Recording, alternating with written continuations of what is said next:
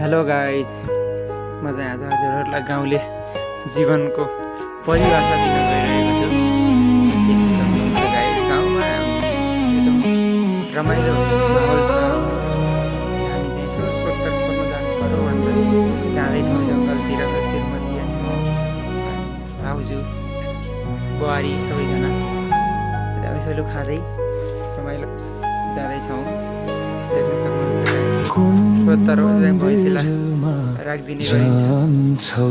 गाउँले जीवनको लाइफ भनेको कस्तो हुन्छ भने फेरि चाहिँ कोही भेट्दैन। सबै बिजी केही न केही कसैले गरिरहेको हुन्छ। आफ्नो आफ्नो काममा व्यस्त, कोही मकै छर्नमा, कोही कता होइन, कोही डल्ला ठोक्नमा आफ्नो आफ्नो बिजी भइरहने दिनचर्यामा चलाउने सिस्टम हुन्छ गाउँतिर। गाइजहरू रमाइलो छ गाउँले जीवन। धन पैसा बेसक कम भए पनि लाइफ चाहिँ रमाइलो छ।